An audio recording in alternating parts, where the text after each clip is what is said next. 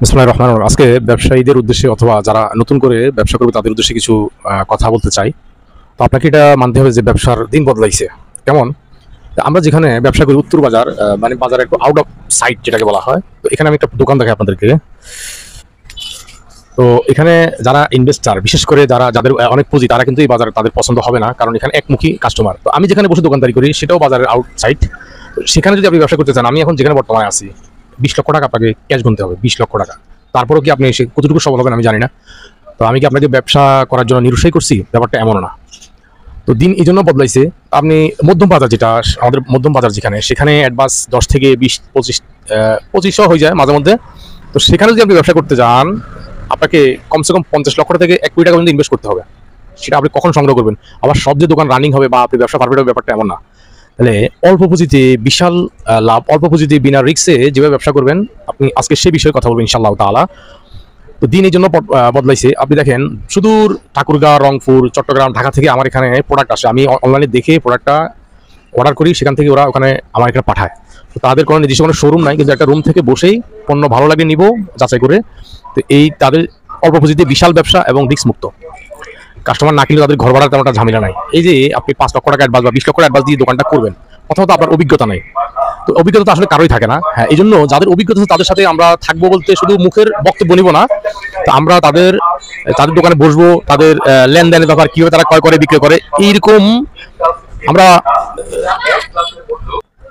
Practically কোনো জ্ঞান অর্জন না করে আমরা ব্যবসা দিয়ে বসি। তো বিশেষ করে আপনি সবাই ভালো করতেছে এমন না, সবাই খারাপ করছে এমন না, অত শতে কয়েকজন ভালো করতেছে। বিশেষ করে অনেকে 25 সংকট, তো অনেকে কোনো রকম খাচ্ছে, হয়তো কারো কিছু টাকা সঞ্চয় হচ্ছে না তা না। তবে এটা সবচেয়ে বড় সত্যি কথা হচ্ছে, ব্যবসা আসছে বাংলাদেশে যাদের কোটি টাকা আছে, ইনভেস্ট কোটি টাকা বা সর্বনিম্ন 50-60 লাখ টাকা ইনভেস্ট আছে, তারা ব্যবসা করতেছে। ব্যবসাটা ছোটো কিন্তু তাদের ইনভেস্ট অনেক বেশি, তারা ব্যবসা করতে পারবে।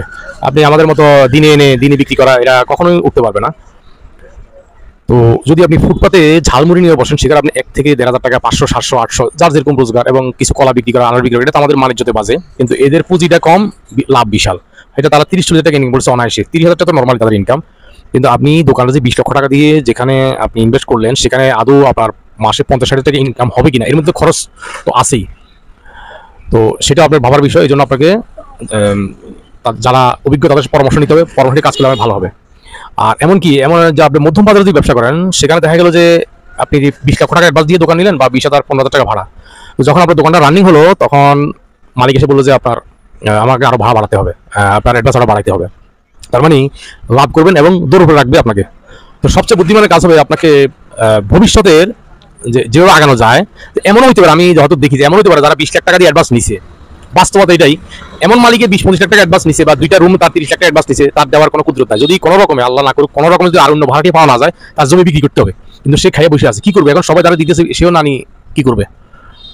তো অ্যাডভান্স দিলেন, কিন্তু অনেকে অ্যাডভান্স দিয়ে কিন্তু দেখা যায় আর মানে দোকানে মাল উঠানোর আর তাদের টাকা পয়সা থাকে না। তো এমন দোকান কেন নেন যে এমন অ্যাডভান্স দোকান কেন নেন যে আমি দোকানে আবার মাল উঠাতে পারবো না? তো ব্যবসা বাণিজ্য করতে হলে আপনাকে চিন্তা ভাবনা করতে হবে বিশেষ করে। এবং আপনি ওই ব্যবসা করেন যে আমি রুমে থাকবে, আমি আমার রুমে মাল থাকবে, আমি সারা ইউনিয়ন, সারা থানা চষে বাড়াবো, আমার মাল সেখানে সেল হয়ে যাবে। আজকে মাল নিয়ে বাড়িছে, আমার টাকা ইনকাম হয়েছে, নগদ বিক্রি করলাম, চলে আসলাম। তো এটাতে আমার প্রফিট। কিন্তু ভবিষ্যতের দোকান করার জন্য যদি আপনার কোটি টাকা বা 15 লক্ষ টাকা লেনদেন থাকে, বা নর্মালি আউটসাইডে দোকানদার কিন্তু 20 লক্ষ টাকা থাকে, তাহলে আপনি দোকানদারি চিন্তা ভাবনা করতে পারেন বা স্থায়ীভাবে। এখানে আমি মনে করি অনলাইনে ব্যবসা করে কিন্তু ভাব ছাড়া আর কিছু না। যারা একজন ব্যবসায়ী, সে একটা দোকানে বসে ব্যবসা করতেছে, এই ছাড়া আমি আর কিছুই দেখি না। তো আর যদি বলেন আমি এই ইনভেস্ট করতে পারবো না, তাহলে আপনার ফুটপাতে ব্যবসা করে আপনার সবচেয়ে ভালো হবে। জুতা বিক্রি করা, কিছু জুতা নিয়ে বসা, বা কিছু কাপড় নিয়ে বসা, ওটা কিন্তু আপনার যে ভালো ইনকাম করে। আমাদের দেশে অধপতন এই কারণে যে আমরা কাজকে ছোট করে দেখি। তো যতক্ষণ আপনি কাজকে ছোট করে দেখবেন, আপনার জীবন উন্নতি হবে না। আর আপনার মধ্যে আছে যে আপনি পড়ালেখা করবেন বা একটা চাকরি পাবেন, এটা হচ্ছে গোলামির জিন্দেগি। আপনার মাথার মধ্যে এটাই, পৃথিবীতে যত টাকাই আসে, চাকরি টাকাটাও কিন্তু ব্যবসা থেকে আসে। চাকরি থেকে চাকরি টাকা আসে না। ওই চাকরি যে করে, সে ওই ব্যবসায়ীর আন্ডারে সে চাকরি করে। তো ব্যবসা বাণিজ্য করতে হলে প্রথমে আপনি ভালো কারো পরামর্শ নেবেন।